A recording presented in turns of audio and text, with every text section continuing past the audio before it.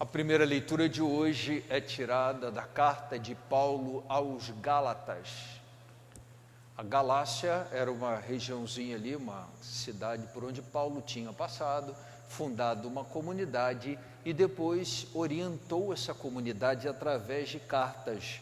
Por isso nós estamos lendo hoje a carta de Paulo aos Gálatas. A intenção de Paulo era, mesmo viajando, passando de uma comunidade para outra, a gente já conversou sobre isso outra vez, conseguir orientar suas comunidades. Imagina se Paulo tivesse na mão celular, WhatsApp, e-mail, as possibilidades, até onde não teria chegado, né? Porque com todas as dificuldades de comunicação, com as distâncias, a dificuldade para vencer distâncias, Paulo, no punho, conseguia estar um pouco presente e acompanhar cada uma dessas comunidades que ele tinha fundado. E havia um problema que Paulo está tentando resolver. Ele passou por lá, anunciou o Evangelho, fundou a comunidade, deixou alguém à frente da comunidade e ia orientando por cartas à comunidade. E parece que chegaram por lá também outras pessoas pregando alguma coisa que não era exatamente aquilo que Paulo tinha pregado e dividindo um pouco a comunidade. A comunidade estava dividida entre o evangelho que tinha recebido de Paulo, o anúncio e a fé cristã que tinham recebido de Paulo e outras pessoas que passaram por lá ensinando qualquer coisa um pouco fora daquilo que a gente chama da reta fé, né? A ortodoxia, mas pregando algumas coisas que não eram exatamente de acordo com o evangelho. E muitos dos cristãos das comunidades, com receio de desagradar, com receio de ser indelicado com essas pessoas, acabavam aderindo, participando, se aproximando deste que não era exatamente o evangelho deixado por Paulo. E a razão principal era essa: não querer desagradar, não querer aborrecer, não querer ser deselegante, não querer ser bem educado, etc, etc e tal. E aí Paulo escreve um texto bastante interessante, que acaba virando para a gente também uma boa orientação de vida, né? Paulo diz assim: olha, vocês escolhem, ou vocês agradam os homens, ou vocês agradam a Deus neste caso. Se mantém em comunhão com a fé que receberam dos apóstolos, que receberam de mim, ok, agradam a Deus e desagradam os homens. Mas se preferem agradar a esses outros que chegaram por aí anunciando qualquer coisa um pouco fora da reta fé, agradam as pessoas e desagradam a Deus. Eu acho que para a gente vai uma reflexão ainda muito mais além, que é assim, da condição de administradores da vinha, que é o nosso tema da reflexão desta semana. Muitas vezes a gente vê em situação desse tipo: agrado aos homens e desagrado a Deus, agrado a Deus podendo agradar os homens. Claro que existe uma outra possibilidade muito bacana, que é aquela de poder agradar a Deus e agradar aos homens. Paulo não está falando necessariamente que para ser cristão tem que ser desagradável, que para ser cristão é preciso necessariamente desagradar os homens para estar necessariamente agradando a Deus. Às vezes é possível uma coisa e a outra, agradar a Deus e agradar aos homens, mas em algumas ocasiões a gente acaba ficando entre a coragem de dizer não para os homens e sim para Deus, ou a fé suficiente para dizer sim para Deus e talvez em um ou outro momento ter que dizer não aos homens. Na condição, repito, de administradores da vinha, às vezes isso se aplica a questões do tipo: a gente não quer dizer não a um filho, né? Então a gente não quer desagradar os homens, mas a nossa fé, em reta consciência, eu percebo que na minha responsabilidade de administrador daquela vinha eu preciso dizer não. Mas às vezes a gente não tem muita coragem de dizer esse não. Então a gente diz um sim para os homens, mesmo que seja o nosso filho, né? Mesmo que seja a filha, e um não para Deus, porque como dono da vinha, ele talvez esperasse de mim como administrador que que desse naquele momento um não, que na verdade era um sim para uma série de outras realidades. Então, o que está em jogo na primeira leitura, eu acho que a gente pode trazer para a vida é que em alguns momentos é preciso dizer não. Em outros momentos é possível dizer sim. O critério para dizer sim e não deve ser os homens, mas deve ser o nosso Deus. Então, se a gente utiliza esse critério, nossa consciência fica um pouco mais em paz, a gente fica um pouco mais tranquilo. Eu não vou dizer sim ou não para agradar ou desagradar ninguém. Eu vou dizer sim ou não para agradar a Deus. E pronto. Vocês se entendem a referência, isso está claro, né? Quando eu estou diante de uma situação, eu não devo olhar para quem eu vou dizer sim ou para quem eu vou dizer não. Eu olho para Deus e me pergunto, devo dizer sim ou devo dizer não? E o sim ou não que eu vou dizer não é propriamente a pessoa, mas é ao próprio Deus. Pode ser que um sim dado a Deus tenha consequências de não a alguém. Ou pode ser que o não que a gente eventualmente decide dar a alguém seja e equivale a esse sim que a gente dá a Deus. O contrário também vale, né? O sim que às vezes a gente dá a alguém, infelizmente, pode ser um não dado a Deus. Vou dar um exemplo absurdo, né? Às vezes um filho faz 18 anos, pai, quero uma moto. Né? Quero uma moto. Aí você conhece o seu filho, sabe que ele é meio danadinho, meio arteiro, meio aparecido, né? Gosta de... E aí você pensa assim, bom, esse sim que eu vou dar aos homens, ao meu filho, pode ser um não a Deus na condição de dono, porque ele pode perder a vida dele, né? E o dono da vinha não quer isso. Eu sou administrador. Eita, como às vezes é difícil, né? Mas aí eu escolho sim para o filho, não para Deus, sim para Deus, não para o filho. Não é que para toda situação eu apliquei a uma situação. De repente você tem um filho de 18 anos, responsável, trabalhador, aquela moto vai ser até instrumento de trabalho, ok. Mas eu dei o exemplo exatamente daquele que é o contrário disso. Então você entende que ali na condição de administrador, em defesa daquela vida, você às vezes precisa dizer não, embora isso seja difícil. Então a primeira leitura de hoje nos ensina que a gente diz sim ou não para Deus. Para os homens é apenas uma consequência, mas o sim ou não a gente dá para Deus, né? Aquela musiquinha, né? O que agrada a Deus e minha pequena alma é que eu ame minha pequenez. Quer dizer, que a gente seja simples, olhe para Deus e aí depois tome a decisão que precisa tomar com alguma tranquilidade. Eu confesso a vocês que eu tenho um pouco de dificuldade às vezes de dizer não, e isso nunca me ajudou, sempre me atrapalhou. De modo que, se cabe aqui uma partilha, um desabafo, eu não me arrependo das vezes que disse não, eu me arrependo de algumas vezes que eu disse sim, quando deveria ter dito não.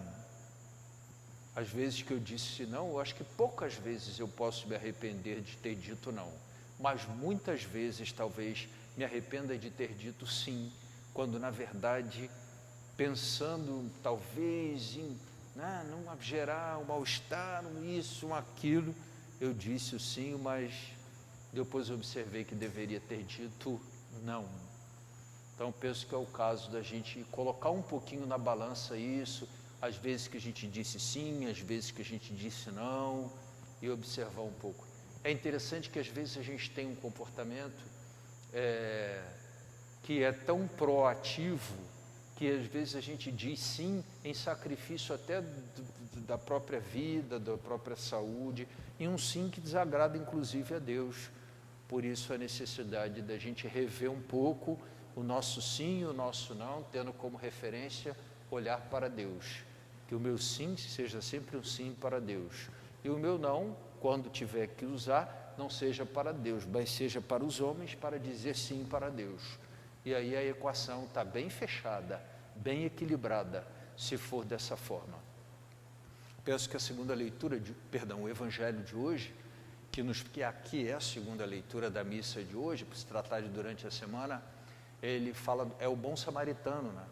O judeu coloca Jesus em situação difícil, dizendo, mestre, o que eu devo fazer para qual é o maior dos mandamentos, tal. A ideia era que Jesus falasse do amor, sem falar primeiro do amor a Deus sobre todas as coisas. Era um pouco a originalidade da pregação de Jesus em relação aos outros mestres da lei, aos rabis, né, daquele tempo. E aí Jesus foi bastante estratégico, ele disse assim, o que está escrito? E aí quem responde, recorre ao Deuteronômio, né? Amarás o Senhor teu Deus de todo o teu coração, de toda a tua alma, de toda a tua força, de todo o teu entendimento. E aí Jesus sugere o seguinte, que esse mandamento, ele está resumido quando unido ao segundo, e ao teu próximo como a ti mesmo. Que o amor a Deus e o amor ao próximo são dois momentos de um mesmo mandamento. Essa é a ideia.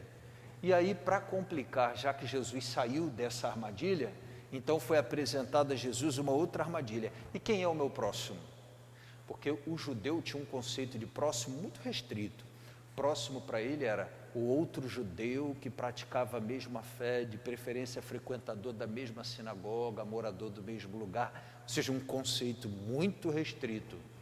Não era abrangente o conceito de próximo, não chegava a todo mundo, chegava a um grupo fechado. E aí eles perguntam para Jesus, e quem é o meu próximo? E Jesus contou a parábola do bom samaritano, um homem foi assaltado, caiu pelo caminho, ele era judeu, passou lá um sacerdote, uma figura assim, né, religiosa de destaque, depois passou um levita, um homem que conhecia a lei, os dois olharam, meu Deus, isso vai me dar muita dor de cabeça, custo, nada, vou embora, foram adiante, por fim passou um samaritano, um povo que era muito maltratado pelos judeus, que não era de jeito nenhum próximo, segundo a concepção dos judeus, né, o samaritano fazia parte do grupo do não próximo, do estrangeiro. Havia até uma rivalidade entre os judeus e samaritanos, isso ainda no tempo de Jesus, mas o samaritano foi quem parou, cuidou, levou o cara até um lugar para que ele recebesse cuidados, deu dinheiro adiantado, disse, pode cuidar, na volta eu vou pagar tudo. E aí depois de contar essa parábola, Jesus perguntou para quem? Perguntou para ele, quem é o meu próximo? Jesus perguntou, quem você acha que foi o próximo desse camarada? E naquela mentalidade prática, existencial dos judeus, foi o camarada que socorreu. E ele disse, pois bem, então vai você e faz a mesma coisa, né? De alguma forma Jesus não entrou na polêmica acerca do conceito de próximo do judeu, que era muito fechadinho, mas os fez de alguma forma assim, sentir o lugar de quem precisa de socorro e não recebe de socorro. Porque o camarada que estava caído era o judeu e o que socorreu era o samaritano. Se o exemplo fosse o contrário, talvez eles persistissem com a ideia, mas como se inverteu, né, e essa situação de inversão de papéis às vezes nos faz um bem enorme, né? Eu conheço aquela história, todo mundo conhece, né, da criança que viu o pai maltratar a avó porque ela começou a ficar trêmula e aí foi comer e deixava a comida cair e aí ele mandou fazer um pratinho de madeira, uma colher de madeira, botou a avó para sentar no chão, não mais à mesa porque ela deixava cair as coisas.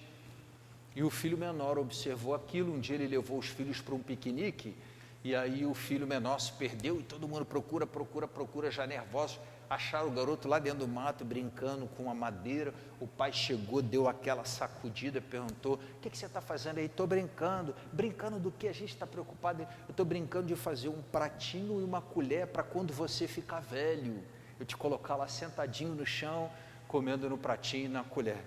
Diz que na hora o camarada caiu em si, né? Começou a chorar e quando chegou a casa, mudou aquilo que ele tinha feito com a mãe que cuidou dele, que cuidou daquele neto quando ela tinha saúde, mas agora precisava receber os cuidados dele. Então, às vezes, quando a gente experimenta o outro lado, o reverso, ou pelo menos a gente pressente isso, né? Porque quando certamente o filho falou, ele, pelo coração dele, passou assim, o sentimento de ingratidão. que certamente deve ter passado pelo coração da mãe, ele viu aquilo como que num filme antecipado e tudo mudou.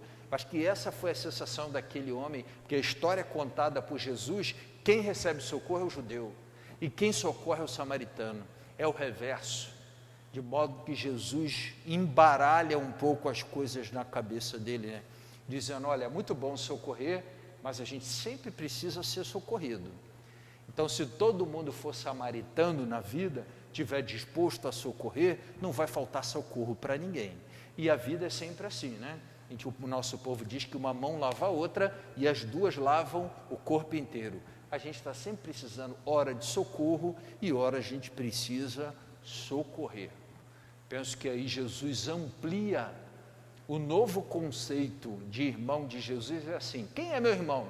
Qualquer pessoa no teu caminho que estiver precisando da tua ajuda, não importa de onde ela veio, a que classe pertença, a que raça pertença, está no caminho, precisa da tua ajuda, é teu irmão.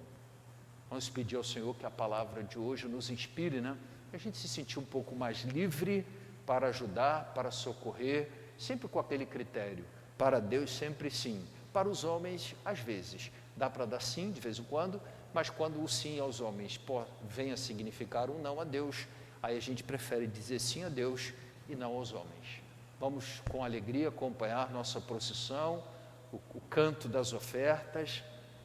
Convido você de casa, quem puder nos estender sua mão para as necessidades da nossa comunidade, pode fazer isso usando o seu celular, através do PicPay ou uma transferência bancária. Todo mundo, quem conhece caminhada de igreja de fé, conhece das necessidades que nós temos, e nesse tempo de pandemia nós temos experimentado aí algumas dificuldades que partilho com vocês.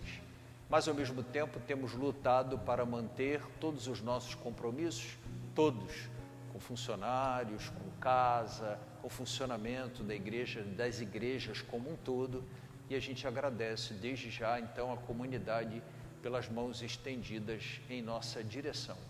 Vamos com alegria ao nosso canto das ofertas.